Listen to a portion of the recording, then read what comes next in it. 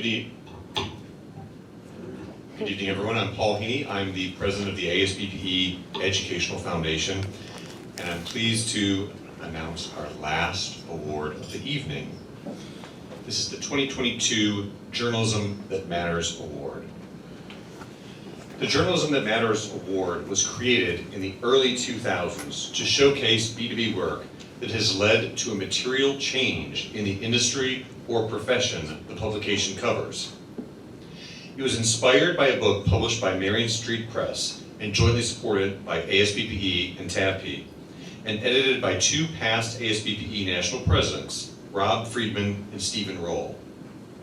The book featured a wide variety of case studies of change causing B2B journalism. Its official name is Journalism That Matters: How Business-to-Business Editors Change the Industries They Cover, and is available on Amazon. Today, the Journalism That Matters Award is supported by the ASBPE Educational Foundation and given out when the Foundation Board believes that an article or series has sufficient merit. Tonight, we are giving out the fourth award in Journalism That Matters history. This is not an annual thing, this is a very special thing. This one is the first to be awarded in which both ASB judges are able to nominate work as part of the ASB competition process, and editors may also self-nominate through a Google form. Both of these avenues are a welcome addition to the program.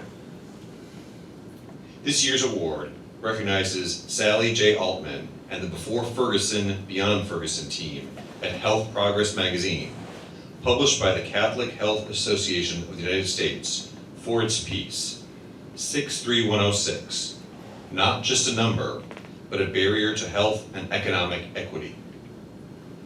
The piece is a collaborative effort produced in partnership with a storytelling project called Before Ferguson Beyond Ferguson, which tries to give attention to St. Louis's most underserved communities. Importantly to note, and critical to eligibility for the Journalism That Matters Award, is that two things happen as a result of the piece. First, the local housing authority provided a housing voucher to one of the people featured in the piece, after the piece highlighted how this person lost her place on the waiting list because of a hospitalization. Secondly, publication readers banded together to raise money for another person featured in the story to replace a stolen automobile. Accepting the award tonight on behalf of the team that produced the piece is Betsy Taylor, editor of Health Progress. Betsy, will you please come to the stage?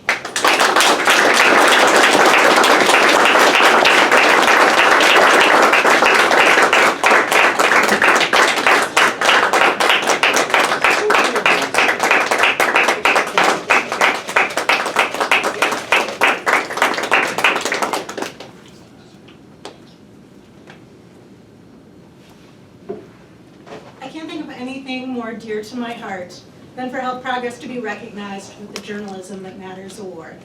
Thank you to the ASBPE Educational Foundation for this honor. After listening to speakers today, it became clear to me that very few people in this room feel strapped sometimes the way I do, for time, for resources, for enough staff to do the work we want to do day in and day out. As you heard, Health Progress is the journal of the Catholic Health Association of the United States. We circulate nationally and have a staff of 3 people. It's been printed for more than 100 years, and it has long been a way for those working in healthcare to learn from one another, certainly, but also as a way to solidify the importance of the healthcare work we do on behalf of the country's vulnerable populations. That's why I'm really excited to be here to talk about Health Progress's work with the Before Ferguson Beyond Ferguson project. It's been a community collaboration that has shared resources and allowed us to do journalism that matters. In the years after the police shooting of Michael Brown in Ferguson, Missouri, this nonprofit storytelling organization formed to focus on racial inequities in the St. Louis region. The project involved multiple media outlets and more than 30 area editors, reporters, broadcasters, and visual journalists. Another important part of it is that it has allowed young journalists of color to learn from journalists with more time in the profession. Before Ferguson Beyond Ferguson was co-founded by Dick Weiss and Sally Altman. They are right in the middle of moving to a new home, and they couldn't be here tonight, as much as they were thrilled about this award. When I first heard about the work of Before Ferguson Beyond Ferguson, I started discussions to see if it made sense for Health Progress to run new stories focused on health equity. There were 3 articles that ran in Health Progress focused on 2 zip codes in the region. One in Clayton, Missouri, one of the wealthiest suburbs in the region, and one in St. Louis. About 95% of those who live in the 63106 zip code in St. Louis are Black. Almost a decade ago, social scientists at Washington University and St. Louis University found that the social drivers of health, factors like housing, income, crime, and access to medical care, were the most problematic in the region. That meant people living in the low-income St. Louis zip code had average life expectancies that were about 18 years shorter than the people who lived in the wider, more affluent suburb.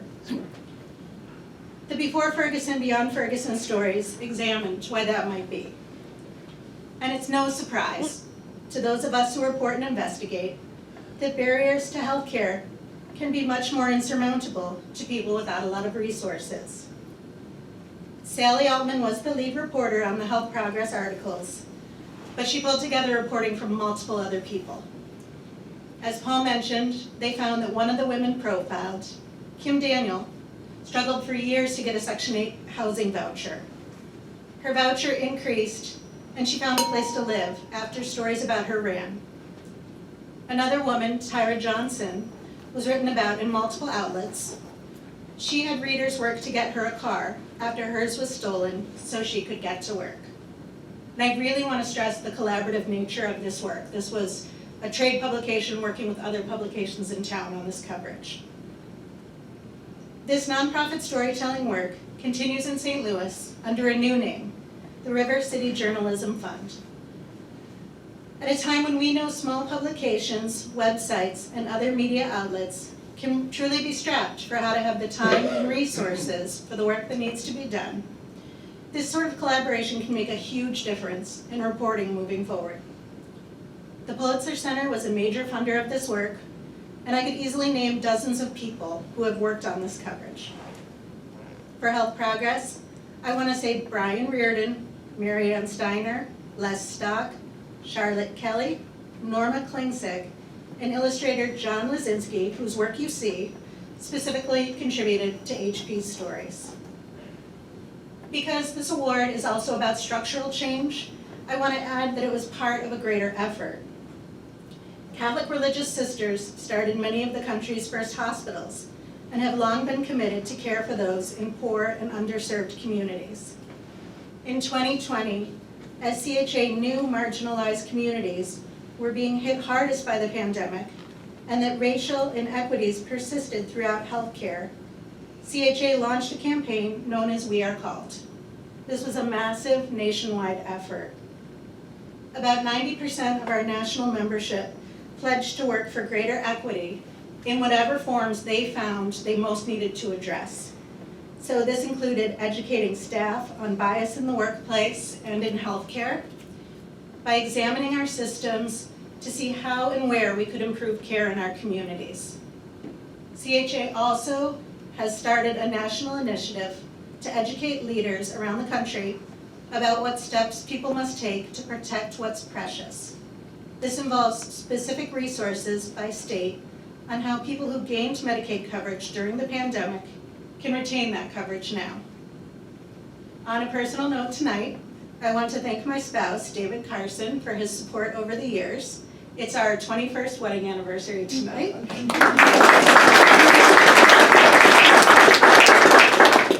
My daughter heard that line and didn't understand why she wasn't thanked, so thank you to our daughter, Ava. And I also would be remiss if I didn't thank all of you for the important work you do. At a time when good reporting can be expensive and accurate information so hard to come by. Sorry, it's dear to my heart. The work that all of us do matters greatly. Thank you.